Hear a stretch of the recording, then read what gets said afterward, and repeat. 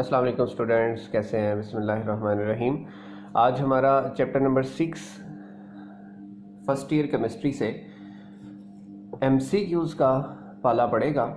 तो उसमें हम लोग देखेंगे 50 के राउंड अबाउट MCQ देखेंगे, ताकि मैक्सिमम जितने भी किस्म के MCQ हैं प्रीवियस बोर्ड में आए हुए हैं या फिर आपके इस बोर्ड में आने के चांसेस हैं या आपके एक्सरसाइज में हैं या इनर ऑफ द चैप्टर है, वो सारे इंशाअल्लाह अज़ीज़ हम डिस्कस करेंगे।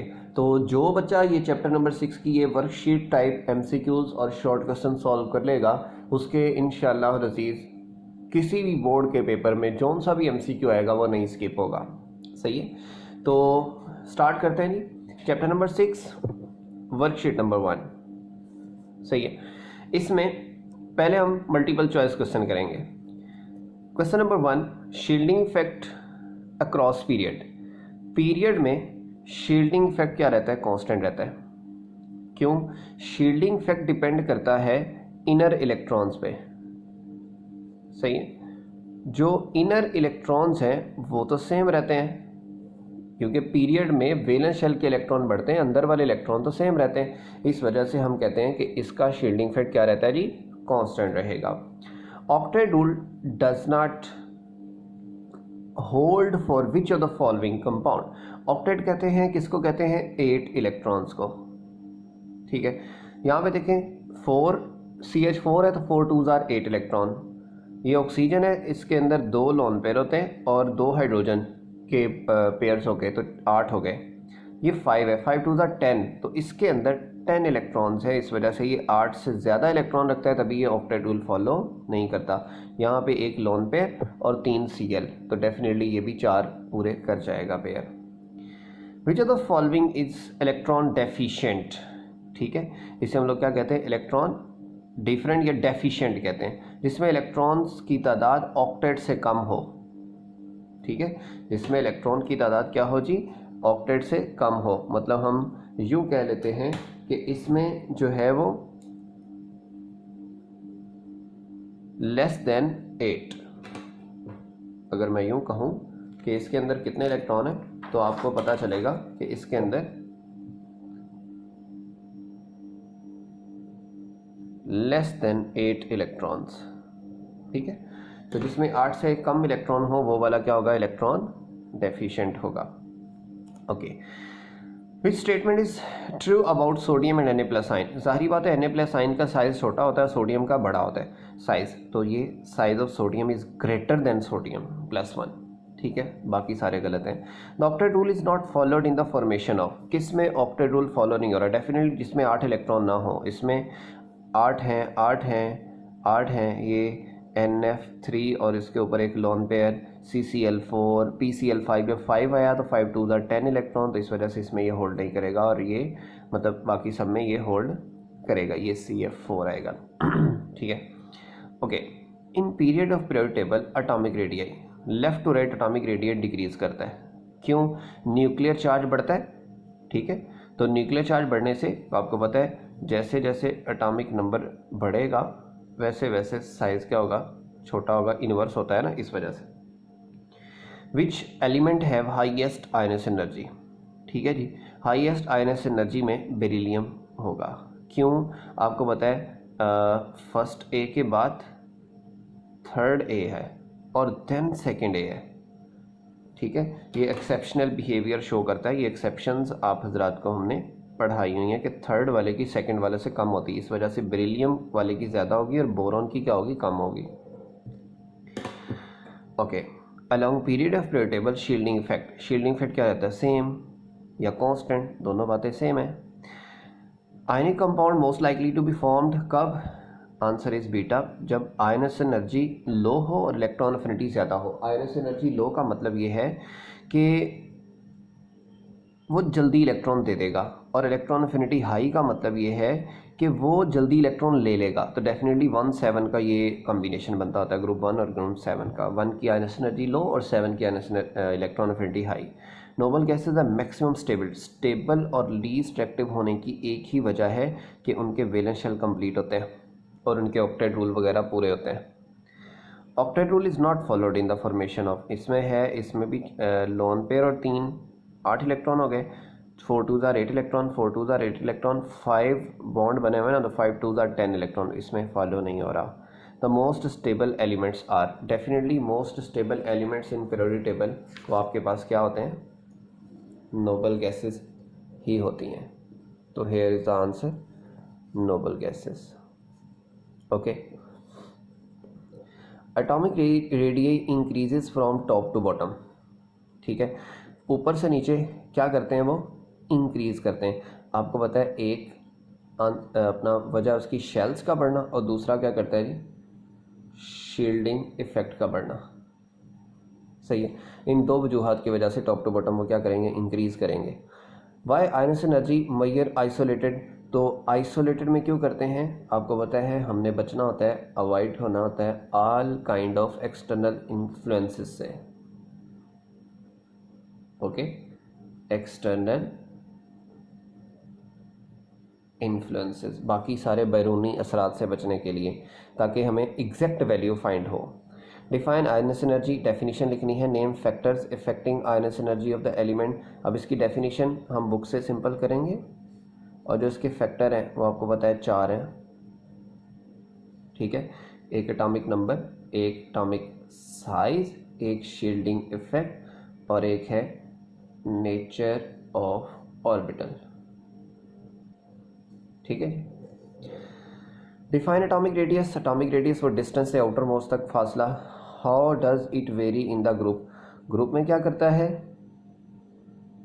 इंक्रीज करता है, और पीरियड में क्या करता है, ये डिक्रीज करता है। वो इंक्रीज क्यों करता है, ये ऊपर मैंने 2 रीजन बता दिए, और डिक्रीज क्यों करता है ये मैंने बता दिया, साइज अपना एटॉमिक नंबर बढ़ेगा इस वजह से डिक्रीज करेगा। Ionic radius of cation is smaller than but A9 is greater than, ठीक है, जो पॉजिटिव वाला है वो न्यूट्रल से छोटा होता है, जो नेगेटिव वाला है वो न्यूट्रल से बड़ा होता है, ठीक है।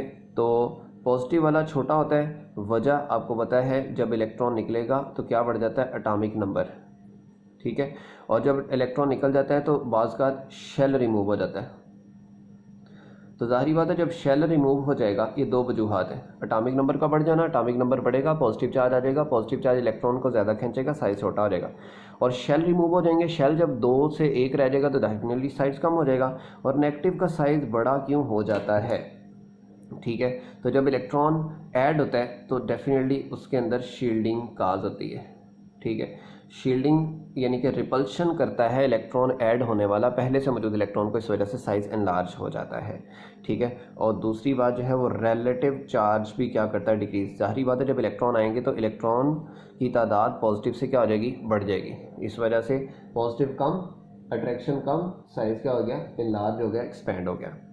Why the radius of N atom can not be determined precisely, हम उसे रेडियस को क्यों नहीं कर सकते, तो उसकी कितनी रीजंस हैं, 2 रीजंस हैं।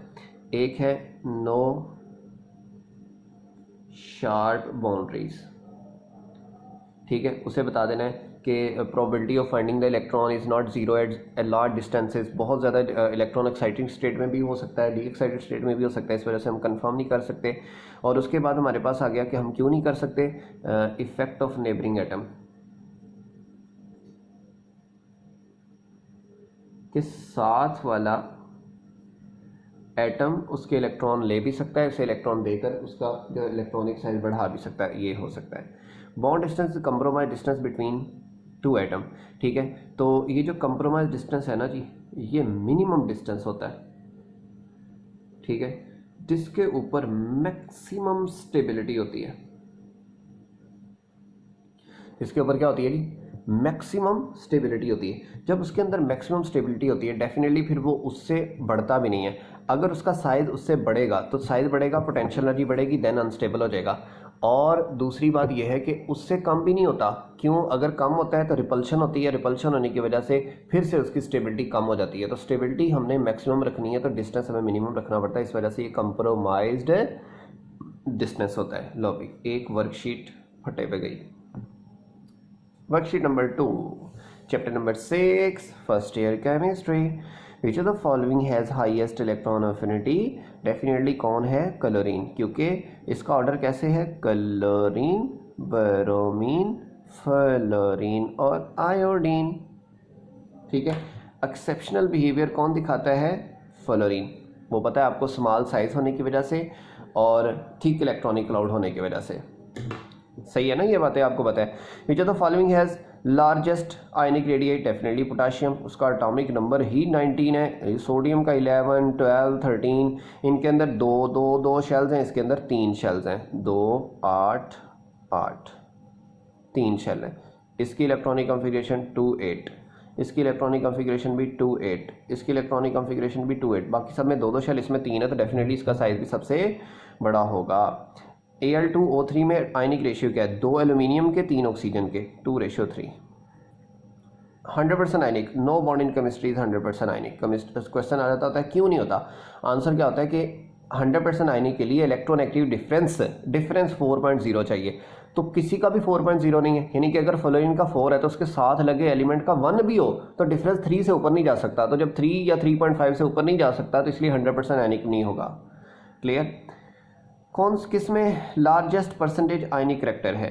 डेफिनेटली HF में, ठीक है, क्योंकि जिसका इलेक्ट्रोनेगेटिव डिफरेंस ज़्यादा, क्योंकि ये percentage ionic character directly proportional होता है इलेक्ट्रोनेगेटिविटी डिफरेंस के, ठीक है। तो सबसे ज़्यादा इलेक्ट्रोनेगेटिव डिफरेंस HF में है multiple covalent bond? Multiple covalent bond ethene में है। ये देखो ईथीन में ये अपना स्ट्रक्चर होता है, ठीक है। Double bond, single single single, वैसे इसके अंदर 6 बॉन्ड होते हैं लेकिन एक डबल बॉन्ड भी होता है, ठीक है। आगे MCQ आएगा तो उसे एक्सप्लेन करेंगे। Which of the following molecule have coordinate covalent bond? किसके अंदर कोऑर्डिनेट कोवलेंट बॉन्ड होता है? अमोनियम क्लोराइड में। देखो इसके अंदर सिर्फ कोवलेंट बॉन्ड, इसके अंदर आयोनिक बॉन्ड, इसके अंदर कोवलेंट बॉन्ड, और अमोनिया NH3 तक तो आयनिक होता है, लेकिन जब एक इलेक्ट्रॉन देकर वो बॉन्ड बनाता है तो ये क्या बनाता है? अमोनियम क्लोराइड, तो कोऑर्डिनेट कोवलेंट बॉन्ड हो गया। Ionic bond is most likely to be obtained कब? जब 1,7 ग्रुप मिले। Positive ions are called cations. Total number of bonds in C2H4 ये देखें 1, 2, 3, 4, 5, 6, तो कितने आए? 6। Clear? Ionic and coordinate covalent bond are present definitely ammonium chloride में। देखो ये NH4 प्लस और Cl नेगेटिव, ठीक है।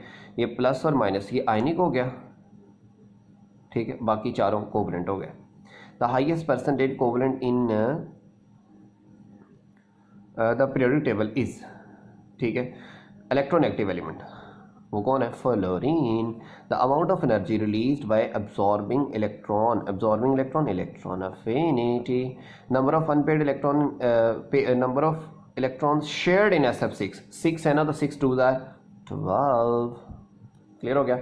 अब इसके शॉर्ट क्वेश्चन की बारी आ गई, सही है। अभी हम इसके शॉर्ट क्वेश्चन की तरफ फोकस कर रहे हैं। NaCl का हाईएस्ट मेल्टिंग पॉइंट क्यों होता है? क्योंकि इसके अंदर क्या होता है? Ionic bond. तो जब आयोनिक बॉन्ड है तो ये कौन सा है? स्ट्रॉन्ग बॉन्ड है। तो जब स्ट्रॉन्ग है तो जाहिर बात है मेल्टिंग बॉइलिंग पॉइंट हाई होंगे। Explain the reason trend electronegativity in period, तो आपको पता है क्या बढ़ता है? Atomic number. एटॉमिक नंबर बढ़ने से क्या बढ़ता है? चार्ज बढ़ने से क्या बढ़ती है? अट्रैक्शन बढ़ने से क्या बढ़ती है? इलेक्ट्रोनेगेटिविटी, ठीक है, और साइज भी कम होता है। What is the electronegativity? Definition आ गई। नेम मोस्ट और लीस्ट इलेक्ट्रोनेगेटिव एलिमेंट। ये मोस्ट में आ गया फ्लोरीन और लीस्ट में आ गया सीजियम, ठीक है। फ्रांशियम रेडिएक्टिव हो जाता है, इस वजह से नहीं करते हम। Why electron affinity value of second A are less than first A? ये देखो ये सेकेंड ए NS2, ये फर्स्ट है NS1, इनकी जो है वो अपना लेस होती है इससे। क्यों? इलेक्ट्रॉन अफिनिटी का मतलब होता है इलेक्ट्रॉन लेने की सलाहियत। ये 2 है ना, इसमें आते भी 2 हैं भी 2, तो ये क्या है? स्टेबल है। इसमें आते 2 हैं लेकिन है 1, इसलिए ये अनस्टेबल है। अनस्टेबल अपने आप को स्टेबल करने के लिए इलेक्ट्रॉन ऐड करेगा, ठीक है, लेकिन यहाँ पे कोई ज़रूरत नहीं है इलेक्ट्रॉन ऐड करने की, इस वजह से इसकी इलेक्ट्रॉन लेने की एबिलिटी कम है। इलेक्ट्रॉन अफिनिटी क्या है? लेस है, और इसकी इलेक्ट्रॉन लेने की सलाहियत ज़्यादा है। वाई फ्लोरीन है, फ्लोरीन की इलेक्ट्रॉन एक्टिविटी लेस क्यों होती है? इलेक्ट्रॉन अफिनिटी वो आपको मैंने बता दिया, small size, thick electronic cloud, जिस वजह से वो आने वाले इलेक्ट्रॉन को वो क्या करती है? रिपेल करती है, जिस वजह से उसका जो है ना वो इलेक्ट्रॉन अफिनिटी कम हो जाती है। The electron activity value of bonded atom in is an index of the polar nature explain. मतलब देखो 0.0 से 0.4 हो तो उसे कहते हैं नॉन पोलर कोवलेंट बॉन्ड। अगर 0.5 से 1.7 तक हो उसे कहते हैं पोलर कोवलेंट बॉन्ड। और अगर 1.8 या उससे ज़्यादा हो तो उसे क्या कहते हैं हम लोग, आयोनिक बॉन्ड। ठीक है, तो ये है, तो जितनी इलेक्ट्रोनेगेटिविटी डिफरेंस ज़्यादा है उतना आयोनिक या पोलर नेचर ज़्यादा है। ठीक है, the distance between coordinate covalent bond and covalent vanish, ये देखो जैसे NH3 है ना, NH4 बन गया, ये हाइड्रोजन के साथ हाइड्रोजन, ये एक मिसाल दे रहा हूँ मैं। इसके ऊपर प्लस का चार्ज आया, जब इसके ऊपर प्लस का चार्ज आया, ये चारों एटम सेम है, 3 कोवलेंट बॉन्ड बना रहे हैं, एक लोन पेयर के साथ कोऑर्डिनेट कोवलेंट बॉन्ड बना रहा था। लेकिन जब इसके ऊपर प्लस चार्ज आएगा तो ये इक्वली अट्रैक्ट करेगा ऑल एटम्स को।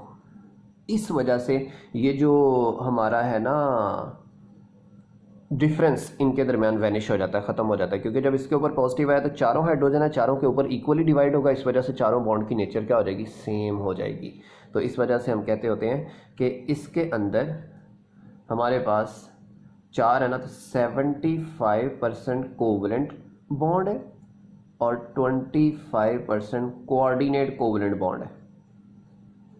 क्या मतलब, देखो ये कोवलेंट बॉन्ड, ये कोवलेंट बॉन्ड, ये कोवलेंट बॉन्ड और ये वाला कोऑर्डिनेट कोवलेंट बॉन्ड, तो इसका मतलब 4 में से एक कोऑर्डिनेट कोवलेंट बॉन्ड, तो 25% हो गया ना, 1/4, और 4 में से 3, तो 3/4 क्या हो गया, 75%। ठीक है, तो ये एंट्री टेस्ट में भी बहुत ज़्यादा इम्पोर्टेंट है जी।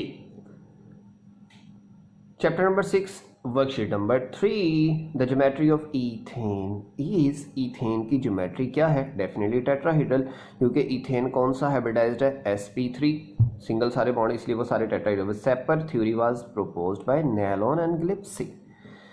विच molecule have multiple covalent bond, definitely ये अभी हमने पढ़ा था C2H4 ethene. The number of unpaired electron present in ammonia, ammonia molecule complete है, इसमें कोई अनपेयर्ड इलेक्ट्रॉन नहीं होगा, 0। ठीक है, सारे पेयर्ड है, एक लोन पेयर है, 3 बॉन्ड पेयर है। वो shaper theory explain well shapes, इस शेप्स को एक्सप्लेन करती है। Which of the following molecule have double covalent bond, definitely oxygen, oxygen double बनाता है, नाइट्रोजन ट्रिपल बॉन्ड बनाता है, सही है, हाइड्रोजन सिंगल और ये भी single. Percentage S character sp3 में डेफिनेटली 25%, क्योंकि 4 हैं टोटल, उसमें से 3 p हैं और 1 s है। The number of bond in nitrogen molecule is 1 sigma 2 pi. The bond angle sp hybridise में लीनियर होता है, 180 होगा। sp2 में ट्राइगोनल प्लेनर होता है, 120 होगा। Which of the following species have unpaired anti bonding, anti bonding में N2-2, ठीक है, N2-2। वो उसकी पहचान क्या होती है कि अपना जो P है उसके अंदर 4 इलेक्ट्रॉन्स हों, P सबशेल में कितने इलेक्ट्रॉन हो, 4। अगर नाइट्रोजन की बात करें ना तो 1s2 2s2 2p 3 होता है। ठीक है, दोनों नाइट्रोजन के ऊपर -2 है, यानी कि एक नाइट्रोजन में एक माइनस, दूसरे में दूसरा माइनस, तो इसलिए +1 एक इलेक्ट्रॉन आया। तो P में कितने इलेक्ट्रॉन हो गए, 4। तो जब P में 4 इलेक्ट्रॉन है तो डेफिनेटली तो जैसे ही P में पता चला कि 4 इलेक्ट्रॉन है तो यहाँ से कंफर्मेशन मिल गई कि इसके अंदर anti bonding molecular orbital unpaired होंगे और पैरामैग्नेटिक है, सही है ना, पैरामैग्नेटिक की नेचर है। अब molecular orbital contain maximum, orbital में हमेशा 2 इलेक्ट्रॉन आ सकते हैं, 2 से ज़्यादा इलेक्ट्रॉन आना पॉसिबल नहीं है। Which species have unpaired electron anti bonding, then फिर N2-2 आ गया। ठीक है, इसके साथ O2 भी है, ठीक है, ETC ये जो भी आ जाए। फिर हाइब्रिडाइजेशन, ये hybridisation of carbon in C2H4, ये जाहिर बात है जब डबल बॉन्ड बना रहा है तो sp2 होगी। बॉन्ड एंगल इन HSH, ये कौन सा बॉन्ड एंगल बनाता है, 92 का, ठीक है, 92 का बॉन्ड एंगल बनाता है। इसके बाद देखें हाइब्रिड ऑर्बिटल और एन एटॉमिक और मॉलिक्यूलर ऑर्बिटल एक्सप्लेन। ठीक है। जो हाइब्रिड ऑर्बिटल होते हैं वो एटॉमिक ऑर्बिटल होते हैं, क्योंकि वो मिक्सिंग ऑफ एटॉमिक ऑर्बिटल से बनते, तो इसलिए एटॉमिक ही रहना उन्होंने। Bond angle of water is 104, ये ऑक्सीजन है, ये हाइड्रोजन है, ये हाइड्रोजन है। उसे बताना है कि यहाँ पे होता टेट्राहीड्रल बनता था, ये जो लोन पेयर है ये उसे रिपेल करता है। तो ये किस वजह से आ गई जी? Repulsion of 2 lone pairs, 2 lone pairs की रिपल्शन की वजह से इसका साइज जो है ना वो कम हो गया। Pi bond are more diffused than sigma bond, ठीक है, ये सिग्मा बॉन्ड है। पाई बॉन्ड होता है ना वो ऐसे होता है, ये ऊपर और नीचे फैला हुआ होता है, और सिग्मा बॉन्ड क्या होता है? वो सिंपल ये हेड टू हेड होता है, ऐसे है ना, वो सिर्फ इतनी जगह पे होता है, ठीक है। तो ये है सिग्मा बॉन्ड इतना, और ये है पाई बॉन्ड, ये ऊपर भी है नीचे भी है, इसलिए ज़्यादा डिफ्यूज होता है, ठीक है। Why lone pair of electron of N atom occupy more space? Definitely lone pair इन्हें 1 न्यूक्लियाई खींचता है, ठीक है, और इस वजह से लेस अट्रैक्शन लगती है। जब लेस अट्रैक्शन लगती है तो इस वजह से मोर डिफ्यूज्ड होते हैं, फैले होते हैं, इस वजह से उसी हिसाब से ये स्पेस भी ज़्यादा ऑक्यूपाई करते हैं। Why ammonia and water give coordinate covalent bond with hydrogen? Ammonia and water coordinate covalent bond with hydrogen क्यों? इनके पास क्या होता है? Lone pair. इनके पास क्या होते हैं? Have lone pair. जैसे अमोनिया की अगर बात करें ना तो ये है, तो ये हाइड्रोजन के साथ लोन पेयर के साथ कोऑर्डिनेट कोवलेंट बॉन्ड बनाएंगे। Why the bond angle is reduced when hydrogen in ammonia is replaced by fluorine? क्यों होता है? डेफिनेटली जो इलेक्ट्रोनेगेटिव एटम होते हैं, ये फ्लोरीन ना, फ्लोरीन है, electronegative element shared pair of electron अपनी तरफ ले जाते हैं। जब नाइट्रोजन से वो दूर चले जाते हैं तो जाहिर बात है उनको हम ज़्यादा कंप्रेस कर सकते हैं। जब ज़्यादा कंप्रेस करेंगे तो डेफिनेटली उसका एंगल क्या हो जाएगा? रिड्यूस हो जाएगा। लेकिन अगर आप हाइड्रोजन की बात करें ना तो उसमें shared pair of electron nitrogen के बिल्कुल पास होता है। इसमें shared pair of electron nitrogen के पास नहीं होते, बल्कि किसके पास होते हैं? फ्लोरीन के पास होते हैं। इस वजह से उनके दरमियान फासला ज़्यादा होता है, उन्हें हम ज़्यादा कंप्रेस कर सकते हैं। यहाँ पे इनके दरमियान फासला कम होता है तो इन्हें हम कंप्रेस ही नहीं कर पाते, इस वजह से बॉन्ड एंगल ज़्यादा रहता है। Why lone pair of electron occupy more space as compare to, तो ये मैंने बता दिया क्योंकि ये मोर डिफ्यूज होते हैं, वो डिफ्यूज की मैंने वजह बता दी आपको। और बॉन्ड पेयर जो होता है वो 2 न्यूक्लियाई से अट्रैक्टेड होता है, इस वजह से बेचारा गुंडों में फंसा हुआ होता है, इस वजह से ज़्यादा चौड़ा नहीं होकर रह सकता। स्ट्रक्चर ऑफ Cl2O2 ये VBT के मुताबिक है, ये आप बुक से देख सकते हैं। सिंपल जो भी है, लाइक क्लोरीन है ना जी, मैं सिंपल बता देता हूँ, ये क्लोरीन का हेड टू हेड एक बॉन्ड बनता है बस, ठीक है।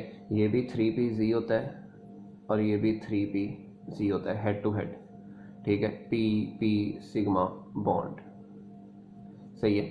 इसमें भी वाटर की स्ट्रक्चर जो है वो ये बनी हुई है ऊपर, सही है। और ऑक्सीजन है, डबल बॉन्ड है, एक पाई बॉन्ड बना देना बस। Energies obtain excitation of electron in hybridisation process, ये दो तरफ से आती है।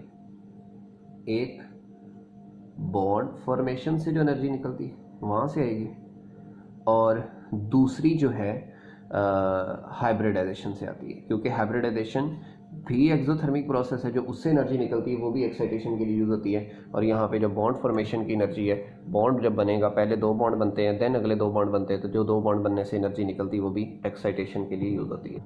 जी हाँ ख़वातीन हज़रात, बच्चाज़ एंड बचूंगड़ाज़, हमारी आखिरी वर्कशीट चैप्टर नंबर 6 की उम्मीद करता हूँ कि आपने काफ़ी MCQs और शॉर्ट क्वेश्चंस सीख लिए होंगे इंशाअल्लाह अज़ीज़। आखिरी में जो है वो कुछ स्मार्ट सिलेबस के मुताबिक नहीं है, लेकिन मैं करवा दूंगा कि जब मतलब नेक्स्ट फ्यूचर में भी काम आ सके सबके। Bond energy depends upon all of these. Electronegative difference के डायरेक्ट होती है, बॉन्ड लेंथ के इन्वर्स होती है, ठीक है, और साइज ऑफ एटम के भी इन्वर्स होती है। एटम बड़ा, बॉन्ड वीक, बॉन्ड लेंथ ज़्यादा, बॉन्ड वीक, ऐसे। Which of the following have zero dipole moment? Zero dipole moment का मतलब होता है जो कि नॉन पोलर हो। नॉन पोलर सिमेट्रिकल होते हैं। तो chapter number 4 first year chemistry का आप लेक्चर जब पढ़ेंगे अपना इंटरमॉलिक्यूलर फोर्सेस और इंट्रामॉलिक्यूलर फोर्सेस में पोलर और नॉन पोलर का मैंने सारा कॉन्सेप्ट बताया हुआ है, तो वहाँ से ये नॉन पोलर हो गया। ठीक है, ये सारे हेट्रोटॉमिक है, इसमें सारे एटम सेम है, इस वजह से सारे कैंसिल कर देते हैं फोर्सेस को। 1 dy equal to answer is delta, ये वैल्यू है। कब वाटर में डिजोल्व होता है यानी कंपाउंड, जब हाइड्रेशन एनर्जी ज़्यादा हो, लेटेस्ट एनर्जी कम हो। सारी बात है, लेटेस्ट एनर्जी अगर उसे मिलेगी तभी वो टूट के पानी में हल होगा ना। तो लेटेस्ट एनर्जी हमने चैप्टर नंबर 7 में भी सीखना है कि वो अमाउंट ऑफ एनर्जी जो आयनिक कंपाउंड को उसके आयंस में कन्वर्ट कर दे। Ionic compound do not show, क्योंकि इनकी जो फोर्सेज होती हैं वो नॉन डायरेक्शनल होती हैं और बॉन्ड भी नॉन रिजिड होते हैं, पता नहीं होता किसके साथ लगे हुए हैं।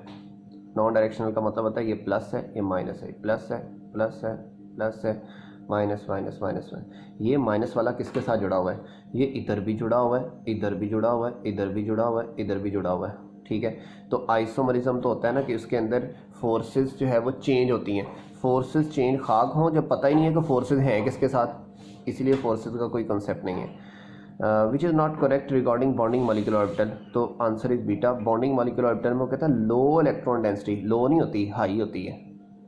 ठीक है, बॉन्डिंग में तो न्यूक्लियस के दरमियान हाई होती है और न्यूक्लियस के ऊपर और नीचे लो होती है। Which are the following, which are the hydrogen halide highest percentage ionic character, definitely मैंने बताया था जिसकी इलेक्ट्रॉनेगेटिविटी डिफरेंस ज़्यादा हो उसकी ही परसेंटेज आयनिक करेक्टर ज़्यादा होगा। Answer is HF। Which of the following species have unpaired electron in anti bonding molecular orbital. Unpaired electron definitely अभी बता के हटा हूँ, N2-2 हो गया, ऑक्सीजन होगा वगैरह वगैरह। Which of the following molecule have zero dipole moment, again BF3 होमोटॉमिक है, सारा सेम एटम्स है, इस वजह से इसमें लोन पेयर आ जाते हैं, इस वजह से ये पोलर रहता है, एंगल सेम नहीं होता। ठीक है ना, तो जीरो डाइपोल मोमेंट का एक चीज़ याद रखें, सारे एटम्स सेम हों और सारे एंगल्स भी सेम हो। Highest percentage ionic character again HF। Carbon dioxide and methane have dipole moment value, दोनों जीरो, दोनों नॉन पोलर होते हैं। SI unit of dipole moment is coulomb into metre. The bond order of helium is zero, इसका bond order क्या होता है, zero होता है। ठीक है जी, क्योंकि हीलियम बॉन्ड ही नहीं बनाता, वैलेंस शेल कंप्लीट होता है ना। MOT was proposed by Mulliken's. ठीक है, ये मुलिकन्स है और इसमें फ्रेडरिक हुंड भी था, मुलिकन और हुंड ने की है। सही है। Percentage ionic character, how it is measured, ये मतलब कि फार्मूला है, ट्रू आयनिक और ओवर मतलब दूसरा है, उसके साथ करते हैं हम लोग। तो ये फार्मूला है, ये आपके स्मार्ट सिलेबस में नहीं है वैसे। The bond angle is reduced in ammonia replace by fluorine, वो हमने बता दिया, क्योंकि जितना इलेक्ट्रोनेगेटिव एटम लगेगा उतना बॉन्ड एंगल छोटा हो जाएगा। Lone pair occupy more space, bond pair ये मैंने बता दिया आपको कि लोन पेयर जो है वो मोर डिफ्यूज होता है और बॉन्ड पेयर कम डिफ्यूज होता है। Draw the structure of chlorine, again आ गया, मैंने बता दिया है। Energies obtained for the excitation of electron, ये भी हमने बता दिया, दोनों हो गए हैं। Oxygen is paramagnetic, helium is diamagnetic in nature, justify by MOT diagram. तो ये डायग्राम बुक में ड्रॉ की हुई हैं, आप बुक से कंसल्ट करके वहाँ से देखेंगे। पैरामैग्नेटिक में मैंने बताया P में 4 इलेक्ट्रॉन होते हैं। ठीक है, और इसमें unpaired anti bonding molecular orbital थे, इस वजह से। और डायमैग्नेटिक में इसमें paired anti bonding molecular orbital होते हैं, इस वजह से ये सारा चक्कर है। Draw MOT diagram of nitrogen and right it's bond order. ठीक है, MOT डायग्राम ये भी बुक से आप देखेंगे और इसका बॉन्ड ऑर्डर ड्रॉ करेंगे फार्मूले से। Number of electron in bonding molecular orbital minus number of electron in anti bonding molecular orbital divided by 2। Nitrogen में हाई है और इसमें कम है, वजह क्या है, इसके अंदर होती है sp हाइब्रिडाइजेशन। जब हाइब्रिडाइजेशन होगी sp तो देन डेफिनेटली वो वाला जो 2px है उसकी एनर्जी 2py से बढ़ जाती है। The observe bond energy is greater than calculated, वजह क्या है, जितनी इलेक्ट्रोनेगेटिविटी ज़्यादा होती है उतना आयोनिक करेक्टर ज़्यादा होता है, उतनी बॉन्ड स्ट्रेंथ ज़्यादा हो जाती है, इस वजह से बॉन्ड एनर्जी भी ज़्यादा हो जाती है। ठीक है जी, what is the bond enthalpy on which factor it depend, वो अपना बॉन्ड एनर्जी, बॉन्ड तोड़ने के लिए जो अमाउंट ऑफ एनर्जी चाहिए, और फैक्टर कौन से हैं, वो साइज ऑफ एटम है, इलेक्ट्रोनेगेटिविटी डिफरेंस है, और बॉन्ड लेंथ है। ठीक है ना, वो सारे आपको हमने बताए हुए हैं। ठीक है, लीजिए बाकी 2-3 है वो सिलेबस में नहीं है। तो यहाँ तक हमारा चैप्टर नंबर 6 का जो सारा पोर्शन है वो कंप्लीट हुआ। जैसे कि ये क्वेश्चन है, ये दोबारा से बार बार इसलिए आ रहे होते हैं क्योंकि बोर्ड में बार बार रिपीट होते हैं, हम बोर्ड के पैटर्न के मुताबिक चलते हैं। ये मैंने करवा दिया हुआ है, तो ये आपके स्मार्ट सिलेबस में नहीं है। ठीक हो गया। तो यहाँ पे वो लिखा हुआ है ना कि इलेक्ट्रोवेलेंट कंपाउंड, ये इलेक्ट्रोवेलेंट कंपाउंड होते हैं आयोनिक कंपाउंड। तो जाहिर बात है आयोनिक कंपाउंड में आयोनिक बॉन्ड होता है और वो स्ट्रॉन्ग बॉन्ड है, लेकिन जो कोवेलेंट कंपाउंड है उनके दरमियान होती हैं इंटर मॉलिक्यूलर फोर्सेस, और इंटर मॉलिक्यूलर फोर्सेस वही हाइड्रोजन बॉन्डिंग वगैरह होती हैं, वो होती हैं वीक। जब वीक होती हैं इनके melting boiling point, heat of vaporisation, sublimation सब कुछ कम होता है। ठीक है, और ये वाला फुल टाइम होता है स्ट्रॉन्ग, इस वजह से इसके मेल्टिंग बॉइलिंग पॉइंट हर चीज़ क्या होती है, फुल टाइम ज़्यादा होती है। क्लियर हो गया। तो इस चैप्टर के जो मोस्ट इंपॉर्टेंट लॉन्ग क्वेश्चन है, मोस्ट इंपॉर्टेंट लॉन्ग क्वेश्चन है वो मैं लिख रहा हूँ। पहला मोस्ट इंपॉर्टेंट वो है हाइब्रिडाइजेशन। ठीक है, sp ज़्यादा आती है, sp2 से कम और sp3 सबसे कम। दूसरा, वसेपर में टाइप्स ऑफ मॉलिक्यूल। तीसरा, आयोनाइजेशन, एनर्जी एंड फैक्टर्स और ट्रेंड्स वगैरह उसके। चौथा, हमारे पास MOT डायग्राम्स, ठीक है, ये पूछी जाती हैं।